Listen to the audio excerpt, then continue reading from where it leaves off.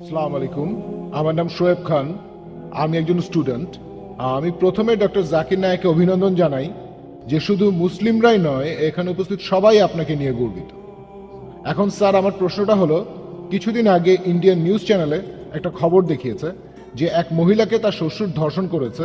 সে একজন মুসলিম। তখন মৌলভীরা ফতোয়া দিল যে মহিলা এখন তার শ্বশুরকে বিয়ে করবে, তার স্বামী এখন তার জন্য হারাম। এই ব্যাপারটা নিয়ে কিছু বলবেন?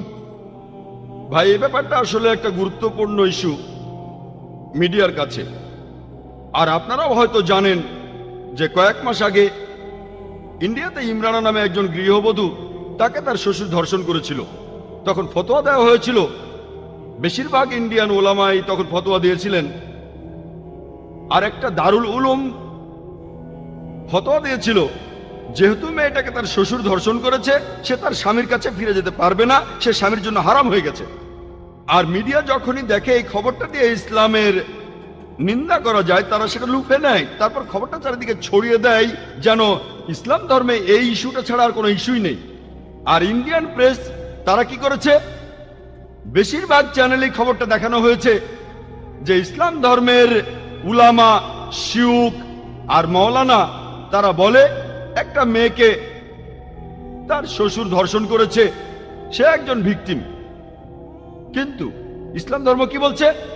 ইসলাম তাকে সাহায্য না করে উল্টো আরো তার নামে বলছে যে মেয়েটা স্বামীর কাছে যেতে পারবে না, সে স্বামীর জন্য হারাম। আর মিডিয়া তারপর এই খবরটাকে চারিদিকে ছড়িয়ে দিচ্ছে, এমনকি আজকেও ছড়াচ্ছে। তবে আমি সবসময় বলি, যদি আপনি মিডিয়ার সামনে কথা বলতে না জানেন, আপনাকে ট্রেনিং নিতে হবে। আর এই ঘটনার কয়েক সপ্তাহ পরেই অন্য কয়েকজন মুসলিম বিশেষজ্ঞ বললেন, না না না, মেয়েটা তার স্বামীর জন্য হারাম নয়, সে স্বামীর কাছে ফিরে যেতে পারবে। যারা ফতোয়া দিয়েছে যে মেয়েটার জন্য তার স্বামী হারাম, তারা ভুল বলেছে। তারপর তারা অমুসলিমদের সামনে এ নিয়ে তর্কযুদ্ধ শুরু করে দিল। আমরা এইভাবে আমাদের দুর্বলতাগুলো অন্যদের সামনে তুলে ধরছি। মজার ব্যাপারটা হচ্ছে, বিশেষজ্ঞদের এই দুটো দলই তাদের ফতোয়া দেওয়ার জন্য পবিত্র কোরআনের একই আয়াতের উদ্ধৃতি দিয়েছে। যারা ফতোয়া দিয়েছে যে মেয়েটা হারাম তার স্বামীর জন্য, তারা সূরা নিসার একটি আয়াতের উদ্ধৃতি দিয়েছে। সূরা নিসার 22 নম্বর আয়াতে বলা হয়েছে যে নারীদের মধ্যে তোমাদের পিতা যাদের নিকাহ করেছেন, তোমরা তাদেরকে নিকাহ করো না। এখন আরবি ভাষায় নিকাহ শব্দটা দুটো অর্থ আছে, একটা হলো বিয়ে, আরেকটা অর্থ হচ্ছে সহবাস। আর আরবি ভাষা সম্পর্কে ভালো জানে এমন কাউকে জিজ্ঞেস করুন, তিনি বলবেন হ্যাঁ, নিকাহ শব্দটা দুটো অর্থ হচ্ছে, একটা হচ্ছে বিয়ে, আরেকটা হচ্ছে সহবাস। আর বিশেষজ্ঞদের প্রথম দলটা, তারাই সংখ্যায় বেশি, তারা হলো দারুল উলুমের একটা বিশেষ গ্রুপ। তারা নিকাহ শব্দটার অর্থ করেছেন সহবাস। তাহলে নিকাহ শব্দের অর্থ যদি ধরে নেন সহবাস, তাহলে কোরআনের এই আয়াত বলছে তোমরা সহবাস করতে পারবে না তোমাদের বোনের সাথে, তোমরা সহবাস করবে না তোমাদের ফুপুর সাথে অথবা খালার সাথে, এবং তোমরা সহবাস করবে না সেই মহিলার সাথে যে সহবাস করেছে তোমার বাবার সাথে। এটার উপর ভিত্তি করে তারা বললেন ছেলেটার বাবা এই মেয়ের সাথে সহবাস করেছে, এখন এই মেয়ে তার ছেলের সাথে সহবাস করতে পারবে না, সেজন্য মেয়েটার স্বামী তার জন্য হারাম। অন্য আরেক দল বলল না, এটার অর্থ বিয়ে। এ নিয়েই তারা তর্ক করতে লাগলো। আমাদেরকে হিকমার সাথে উত্তর দিতে হবে। 1 নম্বর পয়েন্ট, ইমরানা নামে এই মেয়েটার সাথে যা হয়েছিল সেটা সহবাস ছিল না, এটা ছিল জিনাবিল জবর, ধর্ষণ। ধর্ষণ আর সহবাস দুটো আসলে এক নয়, আর ধর্ষণকে আরবিতে নিকাহ বলা হয় না। 1 নম্বর পয়েন্ট। হয়তো বলবেন না না না না, আপনি শব্দ নিয়ে খেলা করছেন, এটা সহবাস, সমস্যা নেই।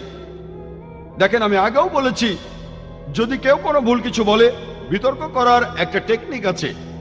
যদি কেউ বলে 2 যোগ 2 সমান 5, আমি তর্ক না করে বলবো আচ্ছা এই নেন, এখানে 2 লক্ষ দিরহাম, আরো 2 লক্ষ দিরহাম, এবার আমাকে 5 লক্ষ দিরহাম দেন। সে তখন বলবে না না না, টেবিলটাকে ঘুরিয়ে দিন। আমাকে যখন এই প্রশ্নটা করা হয়েছিল, আমি বলেছিলাম আমি তর্কের খাতিরে মেনে নিলাম যে নিকাহ অর্থ সহবাস। তাহলে কোরআনের আয়াতটা বলছে যে তোমরা সহবাস করবে না তোমাদের বোনের সাথে, তোমাদের ফুপুর সাথে, তোমাদের খালার সাথে, এবং সেই মহিলার সাথে যে তোমাদের বাবার সাথে সহবাস করেছেন। তার মানে কি এই যে কোরআন সহবাসের অনুমতি দিচ্ছে প্রতিবেশী মহিলার সাথে অথবা অন্য কোনো মহিলার সাথে? তারা বলে না না।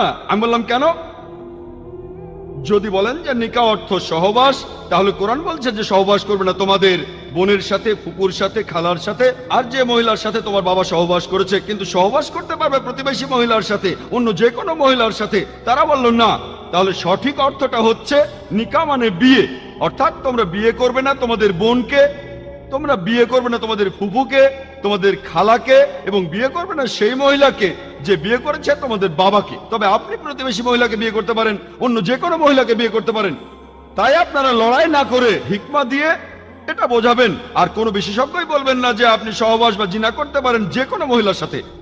হিকমার সাথে উত্তর দেন, সমস্যার সমাধান হয়ে যাবে। কিন্তু দুর্ভাগ্যজনকভাবে নিজেরাই একে অন্যের সাথে তর্ক করছি মিডিয়ার সামনে, ইসলামকে সবার সামনে হাস্যকর বানাচ্ছে। ইসলাম আত্মীয়ের মধ্যে বিবাহ সমর্থন করে কি না?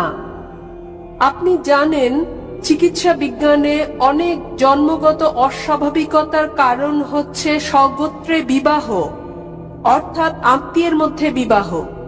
বোন প্রশ্ন করলেন যে ইসলাম কি স্বগোত্রে বিয়ে, নিকটাত্মীয়দের মধ্যে বিয়ের অনুমতি দেয়?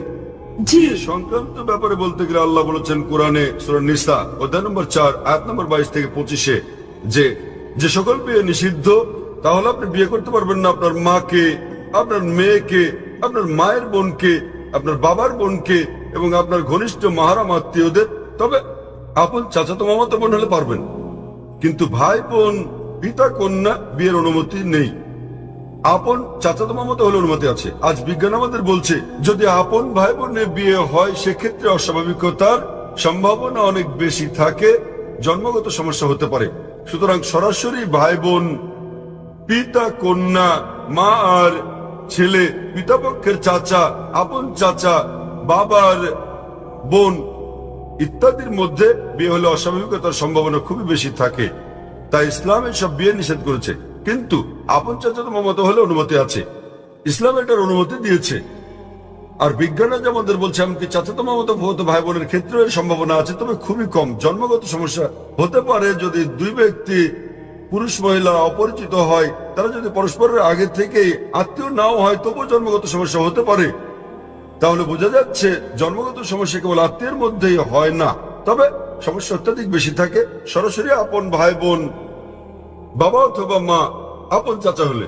আপন চাচাতো মামাতো ফুফাতো ভাই বোনের মধ্যে সম্ভাবনা কিছুটা বেশি অপরিচিতের তুলনায়, তবে পার্থক্যটা খুবই ক্ষীণ। তবে আহমদ শাকরের মতো এরকম একটা হাদিস আছে, যে হাদিসে প্রিয় নবী বলেছেন যে অব্যাহতভাবে বংশানুক্রমে আপন চাচাতো মামাতো ফুফাতো ভাই বোনের মধ্যে বিয়ে করো না। তাই বংশানুক্রমে আপন আত্মীয়দের মধ্যে বিয়ে অব্যাহত রাখলে সমস্যা হতে পারে। অন্যথায় এমনকি মেডিকেল সায়েন্স বলছে বংশানুক্রমিক না হলে সমস্যা নেই, তবে যদি আপন কাজিনদের মধ্যে বিয়ে অব্যাহত রাখা হয়, যেমন ধরেন কাজিন আবারও কাজিন আবারও কাজিন, তাহলে সম্ভাবনা কিছুটা বাড়ে। এমনিতে সাধারণভাবে কোনো সমস্যা নেই। আশা করি কোন উত্তরটা পেয়েছি। শ্রীরামের পিতার কতজন স্ত্রী ছিল? কতজন স্ত্রী? একাধিক। একাধিক, 3 জন। সুন্দর। শ্রীকৃষ্ণ মহাভারতের মতে তার কতজন স্ত্রী ছিল? অগণিত। অগণিত নয়, আপনি আপনার গ্রন্থ ভালোভাবে জানেন না। না। 4 জন স্ত্রী ছিল না? আমার কোনো ধারণা নেই। 4 জন না, 100 জন না, 1000 জন না, 16,108 জন স্ত্রী। কতজন ছিল? 16,108 জন। তাহলে মুসলিমরা কেন 4টা করতে পারবো না? সমস্যা কোথায়? শ্রীকৃষ্ণের যেখানে স্ত্রী ছিল 16,108 জন, আমাদের 4 জন হলে সমস্যা কি? এরপর যদি আপনি বিষ্ণু পুরাণা অধ্যায় 24 অনুচ্ছেদ 1 পড়েন, বলছে একজন ব্রাহ্মণ 4 জন স্ত্রী থাকতে পারে। যদি ইহুদিদের গ্রন্থ পড়েন, এতে অনুমতি আছে যত ইচ্ছা তত বিয়ে করার। যদি খ্রিস্টানদের বাইবেল পড়েন, এতে অনুমতি আছে যত ইচ্ছা তত বিয়ে করার জন্য। যদি বাইবেল পড়েন, আব্রাহামের 3 জন স্ত্রী ছিল। সলোমনের কতজন স্ত্রী ছিল? তার 700 স্ত্রী ছিল। পরবর্তীতে চার্চ নিষেধাজ্ঞা জারি করলো যে খ্রিস্টান একটা বিয়ে করবে, বাইবেল মানা করেনি। আর ইহুদি সম্প্রদায় একাধিক বিয়ে করত। এটা ছিল 1950 সালে, যখন চিফ রাবি সাইনড পাস করে যে ইহুদিরা একটা বিয়ে করবে। সুতরাং নিষেধ করেছে রাবি, ইহুদি গ্রন্থ না। আর হিন্দু ধর্মগ্রন্থ মতে যত ইচ্ছা বিয়ে করতে পারেন। ইন্ডিয়ান সরকার 1954 সালে একটা আইন পাশ করে যার নাম হিন্দু বিশেষ বিবাহ আইন। হিন্দু বিশেষ বিবাহ আইন বলছে হিন্দুর একটা বিয়ে করতে হবে। এটা ধর্মগ্রন্থ নয়, ভগবদ গীতা নয়, রামায়ণ নয়, মহাভারত নয়, বেদ নয়, এটা হচ্ছে ইন্ডিয়ান পেনাল কোড। ইন্ডিয়ান সরকার একটা আইন পাশ করেছে 1954 সালে যে হিন্দুদের একটা বিয়ে করতে হবে, কিন্তু ইসলামে নারীর অবস্থান নাম জরিপের হিসেব অনুযায়ী যদি সরকারি পৃষ্ঠা 66-67 পড়েন, বলা হয়েছে মুসলিমরা বহুবিবাহ করে ভারতে কত পার্সেন্ট জানেন? 4.3%। কত? ভারতে 4.3% মুসলিম পুরুষ বহুবিবাহ করে। আর 1951 থেকে 1961 সালের পরিসংখ্যান মতে হিন্দু কত পার্সেন্ট? 5.06, 0.7% বেশি ভারতীয় মুসলিমদের চেয়ে।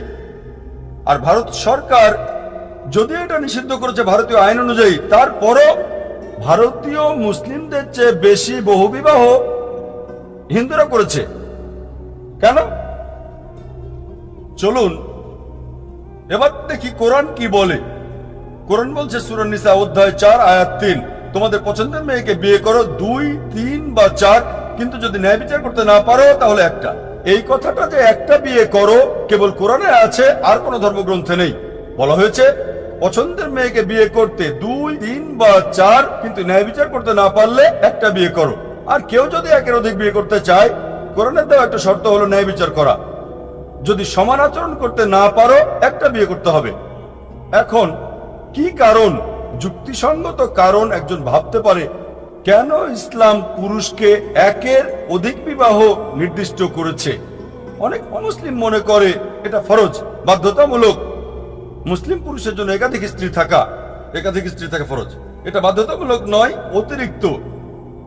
এটা ফরজ না, এটা বাধ্যতামূলক নয়।